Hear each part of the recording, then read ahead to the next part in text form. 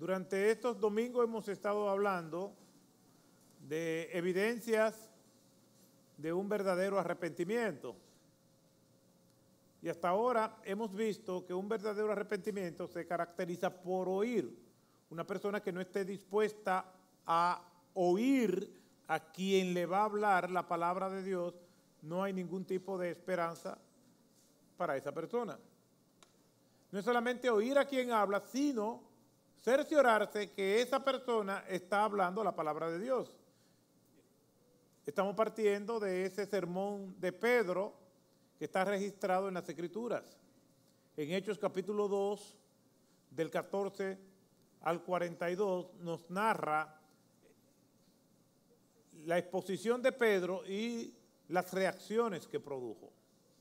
Y en ese pasaje, Pedro hace aproximadamente 14 referencias al Antiguo Testamento, lo cual es sorprendente porque lo que transforma es la palabra de Dios. Ella dice acerca de sí misma en el Salmo 119, 104, lámpara es a mis pies tu palabra y lumbrera a mi camino. Tiene que estar dispuesto a oír, pero a oír la palabra de Dios. En segundo lugar, tiene que reaccionar con humildad a los decretos de la palabra de Dios. Cuando nosotros vamos al pasaje, vemos que estas personas reaccionaron con humildad.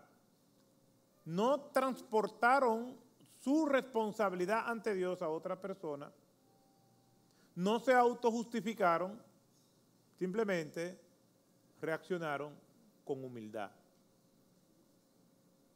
Se vieron a sí mismos culpables ante Dios. Una persona humilde es atendida por Dios. Humilde no tiene que ver con la condición económica de la persona. Decimos los más humildes para referirnos a los más pobres.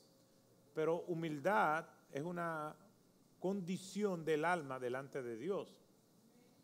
Humildad es una renuncia a nosotros querer exaltarnos.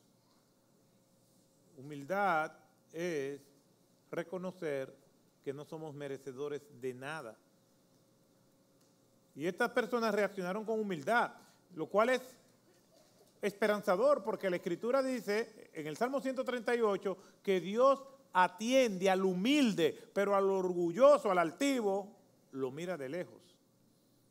¿Desea usted que Dios le mire de lejos? Pues sea humilde, seamos humildes. Este pasaje, hoy vamos a estar viendo que el verdadero arrepentimiento produce cambio. Una persona que está arrepentida es una persona que cambia. Ya vamos a ver los detalles de lo que implica ese cambio a la luz de lo que nos dice el Antiguo Testamento y de lo que nos dice el Nuevo Testamento. Pero vamos a ver dos versículos de ese sermón de Pedro. Dos versículos fulminantes que no tienen nada de liviandad, para nada simple. ¿Por qué? Porque esos dos versículos son parte de la condición en que se encuentran aquellos que están escuchando a Pedro. Hechos 2, versículo 23 dice, a este, hablando acerca de Jesucristo, entregado por el plan predeterminado y el previo conocimiento de Dios, clavasteis en una cruz por manos de impíos y le matasteis. Versículo 36, la casa de Israel, que a este Jesús, a quien vosotros crucificasteis, Dios le ha hecho Señor y Cristo. Para nada estas palabras son palabras livianas, son fuertes. Le está diciendo a estas personas que están escuchándole, Pedro le están diciendo, ustedes son impíos y mataron a Cristo. Ustedes le dieron la peor muerte que puede haber, que es la muerte por crucifixión. La crucifixión fue inventada por los asirios y consistía originalmente en introducirle una estaca puntiaguda por la espalda y rompiéndole las dos clavículas a nivel del esternón. los grecorromanos, en el mundo grecorromano, se entendía que esta muerte era dura, pero el reo sufría poco. Por lo tanto, le agregaron el travesaño. Cuando la Escritura nos dice, si alguno quiere venir en pos de mí, niéguese a sí mismo, tome su cruz, no está hablando de la cruz completa, sino de ese palo. De hecho, no se cargaba la cruz como nosotros la vemos en las imágenes, se cargaba simplemente ese poste, ese palo travesaño, y las personas lo ponían así, y entonces ese palo en forma de yugo era lo que las personas cargaban. Y ese fue ese palo que agregaron en el mundo grecorromano, haciendo la forma de cruz realmente, de cruce entre dos palos. Y las personas podían durar horas y días para morir. De hecho, la crucifixión estaba prohibido para los ciudadanos romanos en el Código Penal romano. El gran tribuno Cicerón decía que esta muerte era tan cruel que ningún ser humano debía ser condenado a morir en una cruz. Y esa fue la muerte que le dieron a nuestro Señor Jesucristo. Y Pedro le está diciendo, ustedes impíos mataron a Cristo con la peor forma de muerte que hay. Esta acusación es fuerte. Ellos pudieran reaccionar o pudieron haber dicho, bueno, nosotros estamos de visita aquí, nosotros no estábamos en la multitud, no importa, somos culpables todos. Y eso es lo que dice la Escritura, y esa es una doctrina fundamental del Evangelio, que dice que nosotros todos nacemos en condición de pecado. Nacemos con esa condición instalada. Como la mayoría de los sistemas de computadora Android viene con Windows instalado, tú no te escapas de eso, la compra ya tiene ese sistema operativo instalado de que la compras. Nosotros de que nacemos tenemos una condición espiritual instalada, que es el pecado. No tiene que ver con lo que tú hayas hecho, o como tú te ves, o como yo me veo, o como los demás me ven. Es como Dios me ve. Dios me ve con el pecado instalado desde el nacimiento. Y cuando decimos que tenemos que arrepentirnos, y la Biblia dice que tenemos que arrepentirnos, es que tenemos que arrepentirnos por haber nacido así. Usted dirá, pero yo no soy culpable. Sí eres culpable. Porque si no hubiera nacido así, tú mismo te lo hubiera instalado. Como quiera somos culpables. La Escritura señala que de una manera directa o indirecta todos somos culpables de la muerte de Cristo. ¿Por qué? Porque Cristo murió por pecadores. ¿Y qué somos nosotros? Pecadores. No hay forma de zafarnos de esa sentencia. Y Pedro lo que le está diciendo es eso a ellos. ¿Cómo reaccionaron ellos? Dice el versículo 37 de Hechos capítulo 2. Al oír esto, es decir, la multitud que estaba ahí, compungidos de corazón, dijeron a Pedro y a los demás apóstoles, hermano, ¿qué haremos? Fíjese que ya se está dando un cambio, porque el verdadero arrepentimiento produce cambio. Ya esta gente que están oyendo, le están llamando a Pedro, hermano, ¿y qué haremos?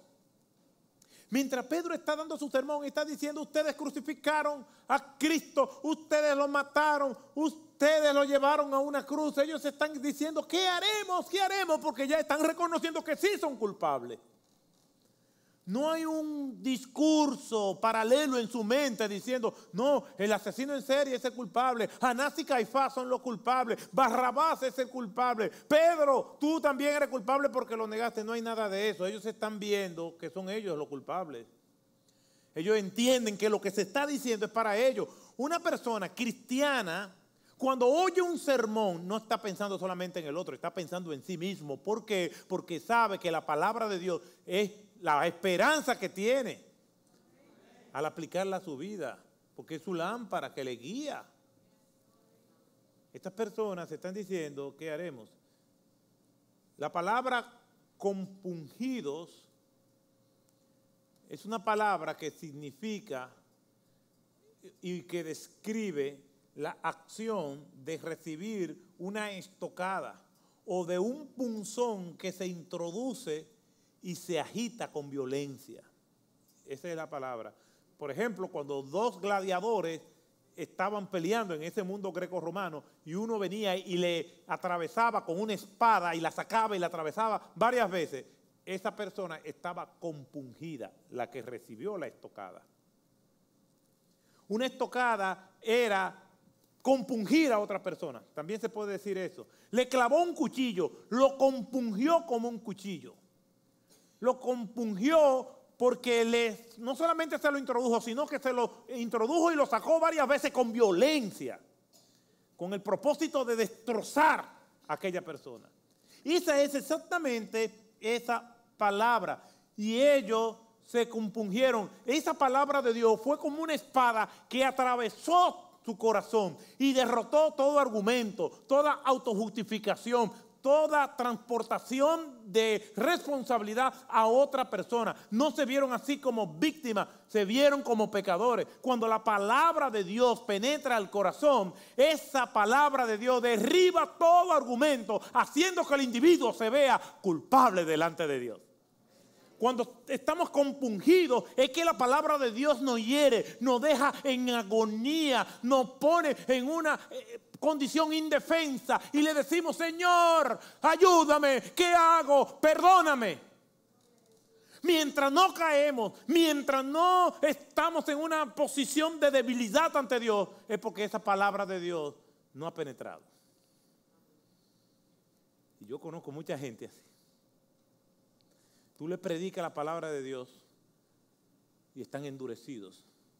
Han escuchado tanto la palabra de Dios que tienen callos en el corazón. Se acostumbraron a escucharla, pero no a cambiar.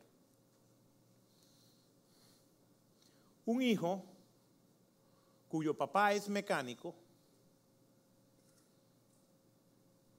está escuchando la palabra de Dios en la iglesia. Y por el trabajo rudo, el padre tiene la mano llena de callos. Y cada vez que el hijo pequeño se ponía bien inquieto en el culto, el papá había descubierto una manera de entretenerlo. Le daba una aguja y le enseñó a introducirle la aguja por las manos encallecidas. Pero hay callos. Los que tienen callos saben que en esa zona encallecida no hay sensibilidad. Y cuando el niño comenzaba a inquietarse, el papá sacaba la aguja y se lo daba, y el hijo comenzaba a jugar. Y el padre con la mano ahí, con tal de que estuviera tranquilo y se pudiera prestar atención al sermón. El hijo pequeño conocía ya muy bien la mano del padre y un día decidió explorar por un área donde no había callos. Y le enterró la aguja. Y compungió al papá. Y el papá dijo: ¡Gloria a Dios!, con los dientes apretados. ¿Por qué gritó el papá? Porque la aguja fue introducida en un área donde no había callos. Y hay gente que tiene el corazón lleno de callos. Escuchan y escuchan la palabra de Dios y no le hace nada. Estas personas, a pesar de que ellos fueron catalogados como impíos y que mataron a Cristo y le dieron la peor muerte, en vez de justificarse o ser indiferente, la palabra de Dios penetró en un corazón sensible y ellos dijeron: ¿qué haremos? ¿Qué haremos? Guíennos, como el carcelero de Filipo. ¿Qué puedo hacer para ser salvo? Es que la palabra de Dios hace eso. La Nueva Traducción Viviente traduce este texto como: las palabras de Pedro traspasaron el corazón de ellos. Ese punzón, esa daga, esa espada atravesó el corazón y llegó al área más sensible. Cuando los que escucharon la predicación de Pedro fueron confrontados por esta palabra de Dios, esta vino a ser como una espada, quebrando todo orgullo, quitando todo velo y derribando todo argumento y llevándolo cautivo al Señor.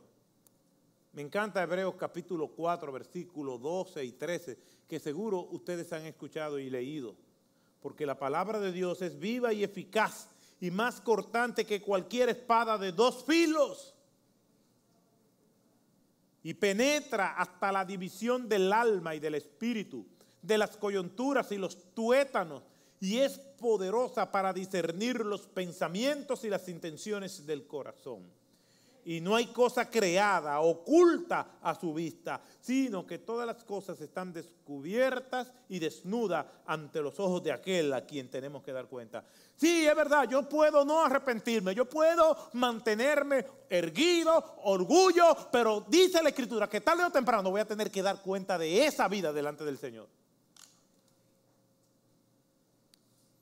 La Escritura dice, horrenda cosa es caer en manos del Dios vivo.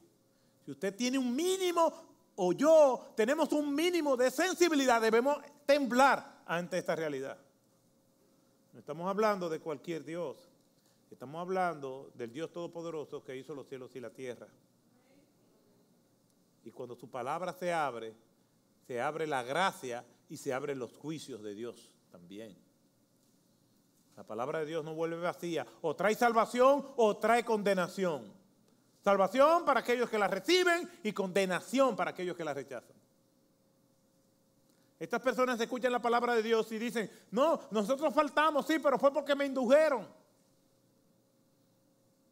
Como yo veo hermanos o personas hablando, no, porque a mí me hicieron esto y por eso yo soy así. No, que a mí me hicieron aquello y por eso que yo actúo de esta manera.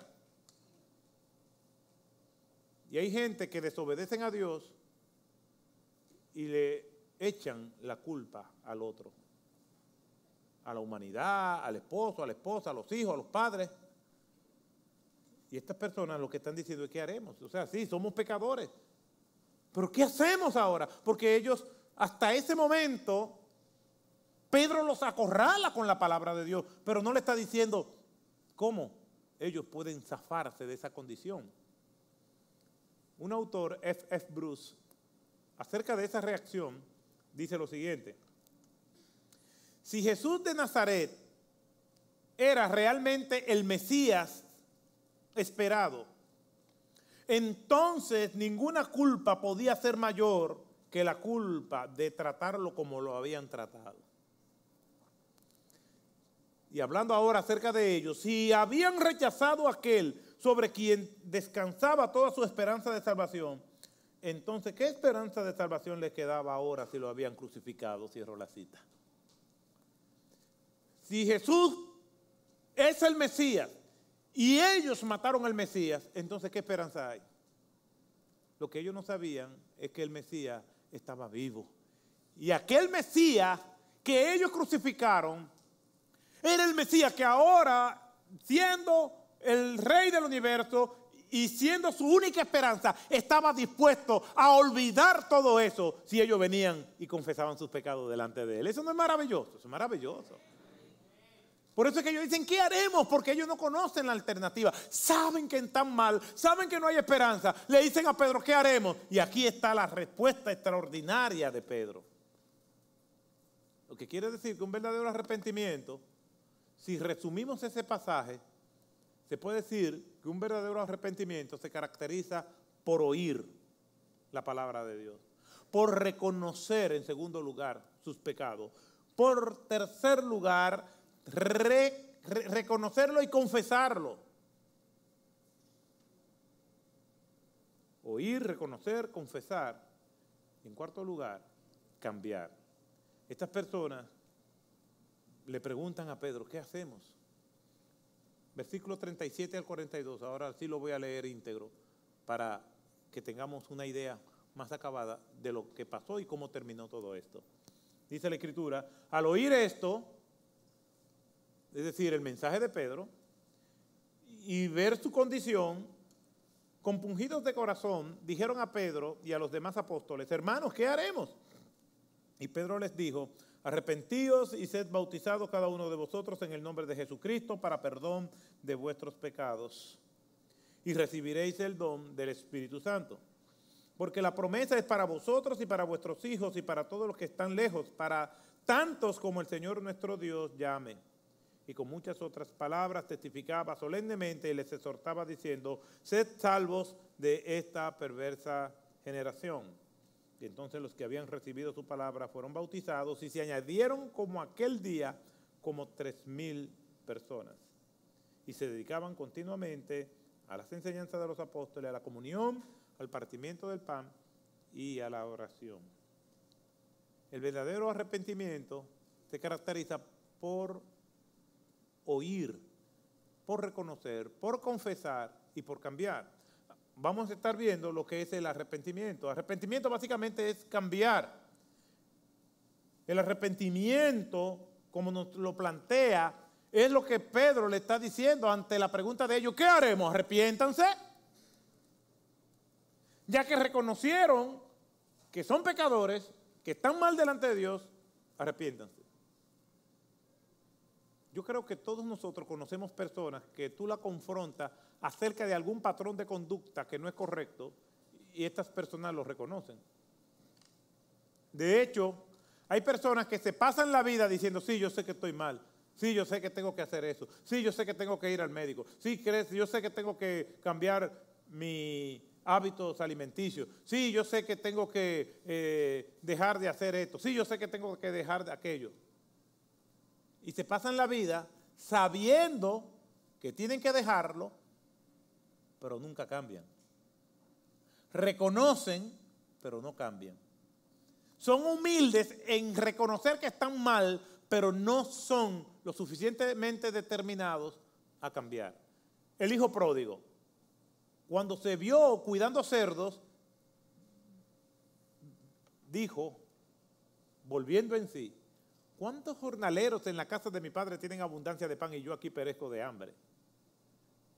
Me levantaré e iré donde mi padre y le diré, Padre, he pecado contra el cielo y contra ti, ya no soy digno de ser llamado tu hijo, hazme como uno de tus jornaleros. Está muy bien, pero ¿qué dice el texto? Se levantó y fue donde su padre y lo que él reconoció se lo dijo a su papá. Pero si él se queda solamente, ahí sí es verdad, yo sé que tengo que dejar estos cerdos, yo sé que yo tengo una vida mejor en la casa de mi padre, el peor que vive en la casa del padre vive mejor que yo. Y nunca cambian, reconocen pero no cambian. La Escritura dice, el que encubre sus pecados, Proverbios 28:13, no prosperará, pero el que lo confiesa y se aparta. Hay personas que lo confiesan, hay personas que dicen, sí, es verdad, yo estoy mal, pero no se apartan, siguen en lo mismo y se pasan la vida entera reconociendo, pero no cambian. Porque para cambiar hay que levantarse e ir donde el Padre, como hizo el hijo pródigo, y confesar sus vergüenzas delante de él. Qué terrible es la vida de aquel o de aquella que se pasa la vida entera reconociendo que está mal, pero nunca hay un cambio. Pedro le dice, arrepiéntanse. Arrepentimiento implica cambio.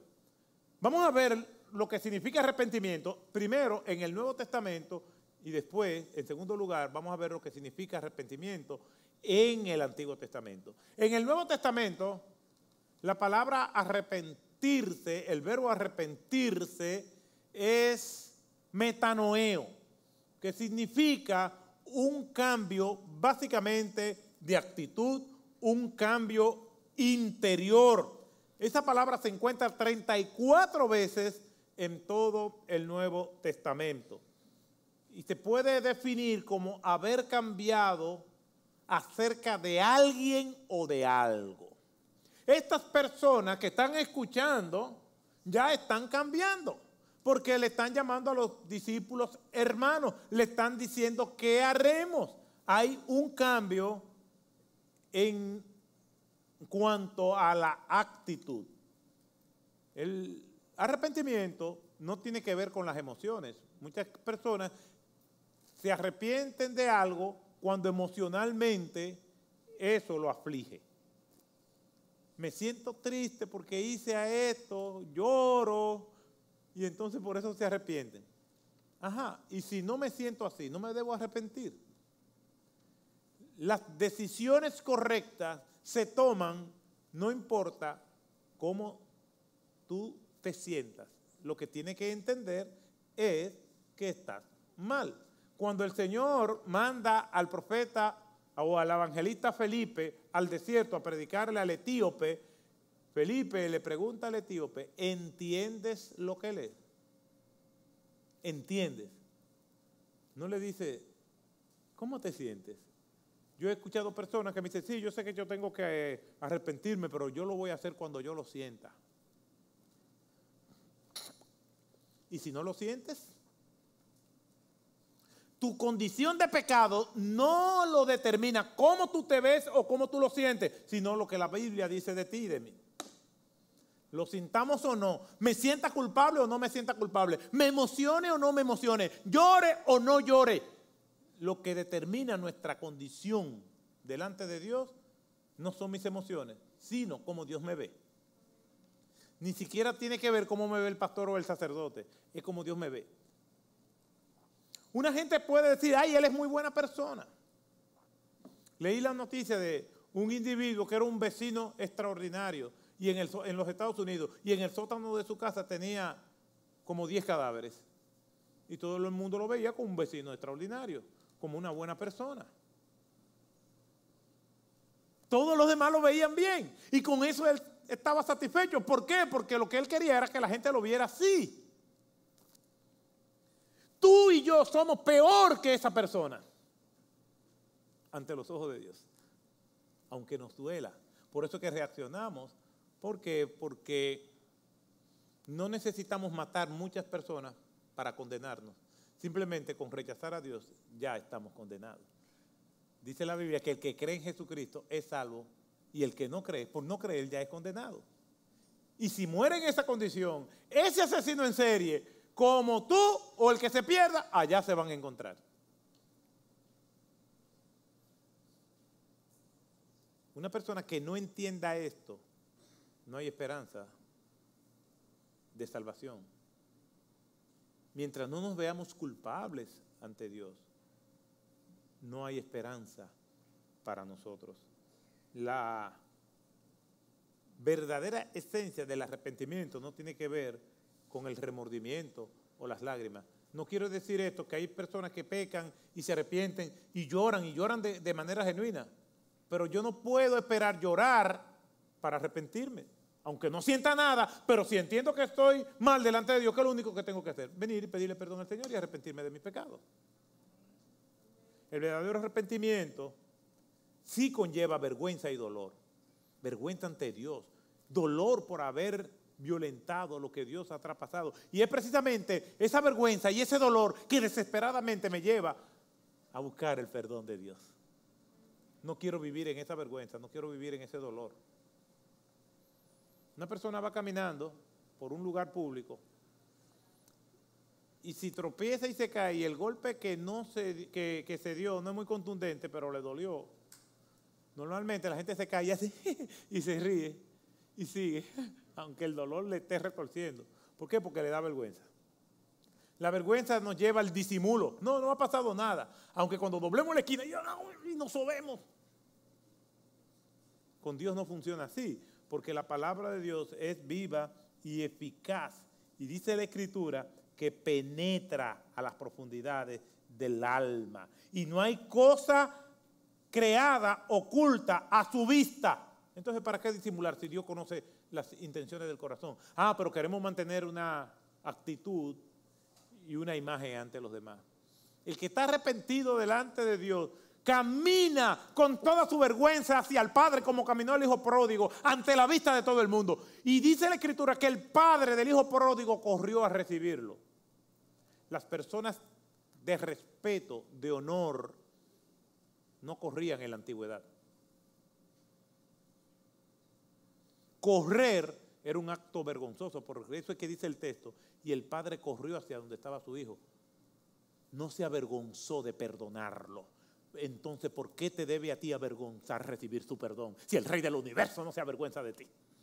Murió en una cruz desnudo por cada uno de nosotros. Ahora nosotros vamos a venir a ver y a ponerlo en visto al Señor. Leemos su palabra, pero no la aplicamos. Como mucha gente lee nuestro mensaje y no nos contestan. Leemos el mensaje del Señor y lo dejamos en visto al Rey del Universo. ¿Cómo puede una persona vivir con esa carga? Hasta ese nivel, es el nivel de endurecimiento de alguien. En el Antiguo Testamento, la palabra arrepentirse es el término chup, que significa dar un giro. Es una persona que va por un camino y se da cuenta que ese camino es el equivocado y toma el sentido opuesto hacia donde iba. Y nosotros encontramos ese término en el Antiguo Testamento unas 1066 veces. Por ejemplo, el primer libro de los Reyes, tranquilo, yo no la voy a decir todas, primero de los Reyes 8:47, dice, si recapacitan en la tierra donde hayan sido llevados cautivos y se arrepienten y te hacen súplica en la tierra de los que llevaron cautivos, diciendo, hemos pecado y hemos cometido iniquidad, hemos obrado perversamente, yo voy a tener misericordia. Pero dice, y se arrepienten. Ahí es el término chup. En otras palabras, si vienen ante mí con un sentido contrario al que iban, yo los voy a perdonar. Si hacen un giro en U, quiere decir que ese giro es visual. El verdadero arrepentimiento es un cambio interior y es un cambio exterior. Yo he visto personas, principalmente artistas, que dicen que siguen al Señor, pero sus prácticas y la imagen que proyecta es terrible. Ellos dicen, no me juzgues por lo que tú ves. Claro que te tengo que juzgar por lo que veo. Porque por sus frutos los conoceréis. ¿No lo dice eso la Escritura? No podemos ser amigos del mundo y amigos de Dios. Dice la Escritura, ninguno puede servir a dos señores. Tenemos que decidir como Pilato, que estaba entre dos reyes, el rey César y el rey del universo, Jesucristo. Todos nosotros, para poder agradar al Señor, tenemos que tomar una decisión. O el rey de tu vida, que puede ser tú mismo, donde tú haces lo que te da la gana, o donde nosotros hacemos lo que Dios manda. Con dificultad, tropezamos, pero nuestra determinación y actitud es siempre agradar a Dios. ¿Cuál es el problema del que no se arrepiente? Que no está en tratamiento. ¿Cuál es la esperanza del cristiano? Que aunque peca, está en tratamiento por el Espíritu Santo. Y si 1000 veces caemos, 1001 nos levantamos en el nombre de Jesús. El mundo está compuesto por dos clases de personas: los pecadores empedernidos, que no tienen a Cristo, y los pecadores arrepentidos, que somos nosotros. Estas personas escucharon y dijeron, ¿qué haremos? ¿Qué haremos? Este mensaje del Evangelio es para personas sanguinarias como lo era el apóstol Pablo, como lo vemos en Hechos capítulo 9, de perseguidor de la iglesia a ser perseguido por la causa de Cristo. Y hay personas que cuando están oyendo el mensaje dicen, eso es para gente así, pero yo soy una persona decente. Bueno, el Evangelio también es para personas como doña Lidia, que lo encontramos en Hechos 16, versículo 14, que dice que era una mujer que adoraba a Dios, pero que no le conocía. En otras palabras, una mujer decente y el sanguinario.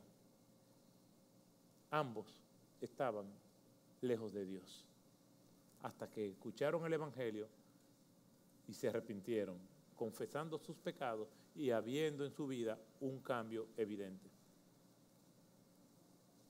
De eso se trata el mensaje de la Escritura, de eso se trata el Evangelio. Compungidos de corazón, pidieron que se le orientara, que cómo ellos podían salir de aquella condición. Arrepentíos y bautícese. El año pasado no pudimos tener bautismo por causa de la pandemia y ya pronto vamos a tener bautismo. Si usted se convirtió a Cristo, venga bautizado, venga para que el Señor lo bendiga. Obedezca al Señor, porque Después vemos que estas personas que se convirtieron permanecían estudiando la palabra de Dios. Se congregaban, tenían comunión unos con otros, participaban de la cena del Señor, porque hay un cambio y hay una escalera de obediencia que vamos a caminar para estar cada vez más cerca del Señor. De eso se trata el Evangelio. No son nuestras obras, pero si somos creyentes verdaderos, arrepentidos, vamos a hacer buenas obras como producto de nuestra fe, no para ganarnos la salvación.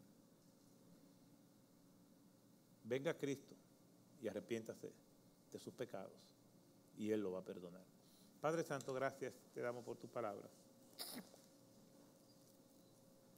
Te agradecemos que nos habla por medio de ella. Y a pesar de cómo somos, tú insistes en perdonarnos. Mira cada persona aquí presente,